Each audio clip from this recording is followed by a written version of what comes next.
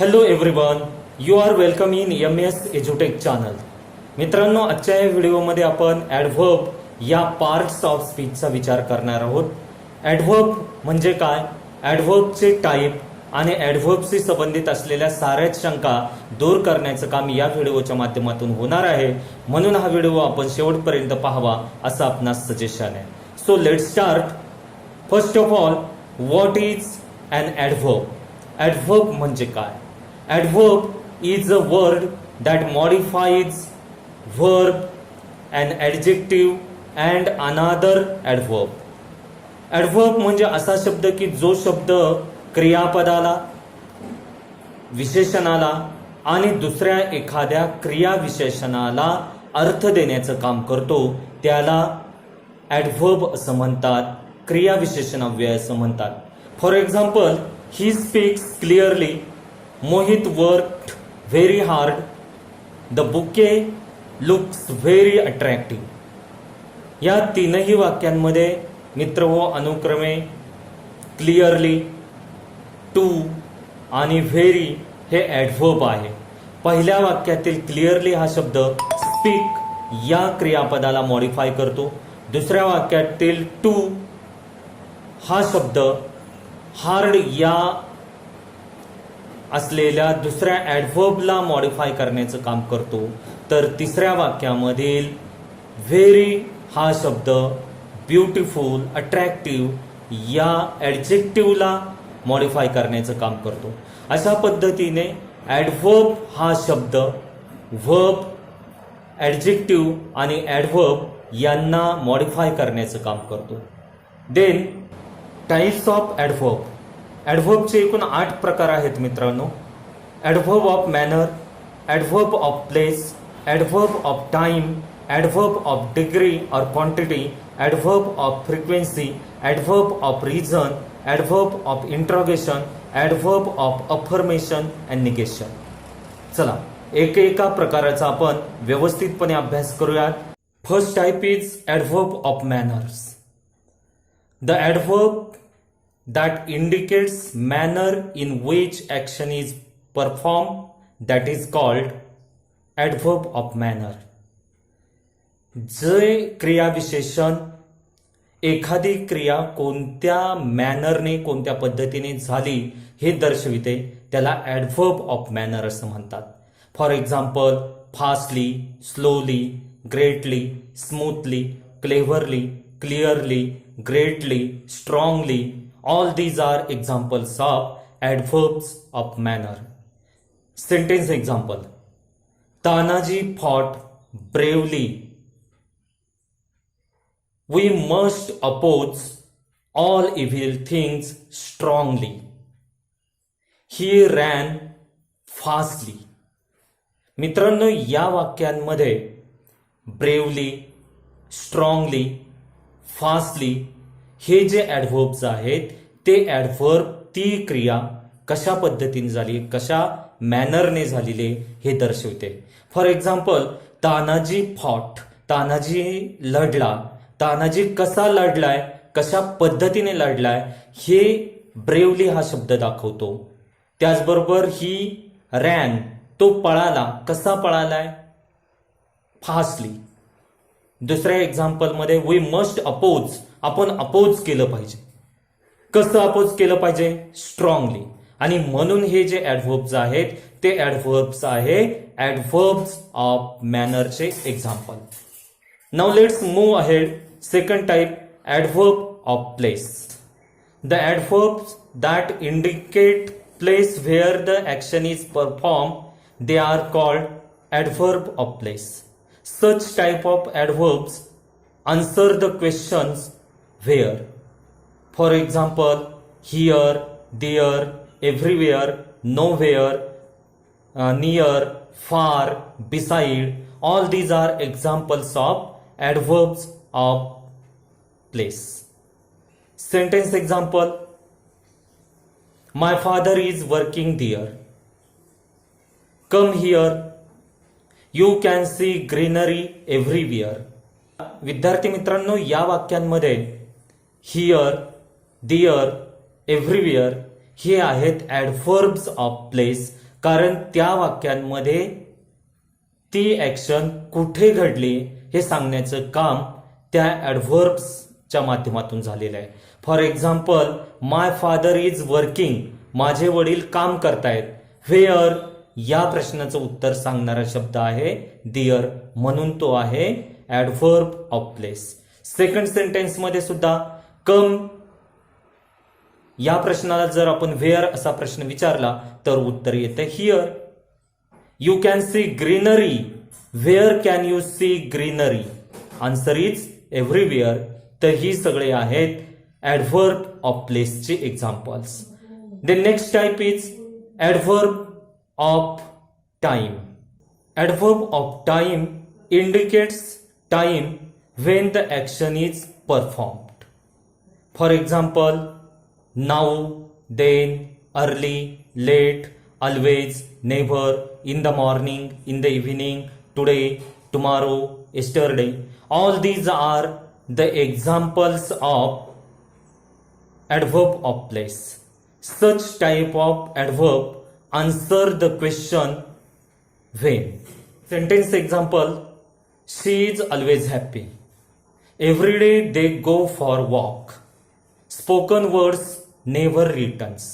मित्रांनो, या वाक्यांमध्ये ऑलवेज, एव्हरीडे, नेव्हर हे आहेत ॲडव्हर्ब्स ऑफ टाइम. कारण ती क्रिया केव्हा घडली हे सांगण्याचे काम हे शब्द करतात.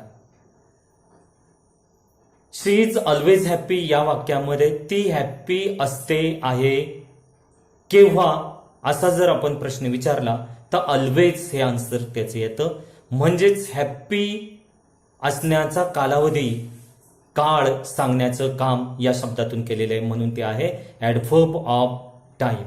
त्याचबरोबर एव्हरीडे आणि नेव्हर या शब्दांमधून सुद्धा आपल्याला टाइम समजतो, म्हणून ते दोन्ही शब्द आहेत adverb of time. The next type is adverb of degree or quantity. The adverbs which indicates degree, it means how much or in what quantity the action is performed, they are called adverb of degree. Such type of adverbs gives the answers of the question how much or in what manner. For example, very, few, so, to, greatly, largely, entirely, completely, profoundly. All these are examples of adverbs of degree. Sentence example: I am very happy. You have practiced very well. It is extremely outstanding. मित्रांनो, या वाक्यांमध्ये so, very, extremely हे adverbs of डिग्रीचे examples आहेत. कारण यामधून how much, किती या प्रश्नाचं उत्तर देण्याचं काम केलं जात आहे. For example, I am so happy, मी आनंदी आहे. हाऊ मच, किती, त्याचं उत्तर देण्याचं काम सो हा शब्द सांगतोय, सो हा शब्द करतोय. यू हॅव परफॉर्म्ड व्हेरी वेल या वाक्यामध्ये यू हॅव परफॉर्म, तू काम केलेलं आहेस, कसं केलेलं आहे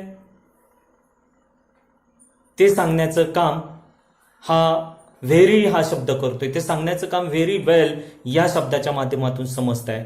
त्याचबरोबर it is extremely outstanding, it is outstanding, how much, extremely, म्हणून ते तीनही शब्द आहेत adverbs of degree. Then next type is adverb of frequency. The adverbs that indicates how often or how frequent the action is performed, they are called adverb of frequency. जे adverbs एखादी क्रिया किती वेळा घडली हे सांगण्याचं काम करतात त्यांना adverb of frequency असं म्हणतात. For example, frequently, intermittently, occasionally, always, seldom, once, twice, thrice. All these are the examples of adverb of frequency. For example, Tanaji Malusare was fighting constantly. He visited my house again and again. He explained me frequently. मित्रांनो, या वाक्यांमध्ये constantly, again and again, frequently ही adverbs of फ्रिक्वेन्सीची असलेली example आहे. कारण त्यामध्ये ती क्रिया किती वेळा घडली हे सांगण्याचं काम त्या ॲडव्हर्ब्सने केलेलं आहे. For example, Tanaji Malusare was fighting. Tanaji Malusare लढत होते. किती काळ हे सांगण्याचं काम कॉन्स्टंटली या शब्दाने केलेलं आहे. He visited my house. How much और हाऊ ऑफन, किती वेळा, किती फ्रिक्वेंटली, अगेन अँड अगेन. आणि म्हणून हे शब्द आहेत ॲडव्हर्ब ऑफ फ्रिक्वेन्सीचे example. Another type is adverb of reason. The adverbs which indicates a reason why the action has been performed, they are called adverb of reason. जे adverb एखाद्या क्रियेमागचं कारण सांगतात त्या ॲडव्हर्ब्सला ॲडव्हर्ब्स ऑफ रिझन असं म्हणतात. For example, so, therefore, because, hence ही सगळी adverbs of रिझनचे असलेले एक्झाम्पल आहे. Sentence example, therefore I have return to you.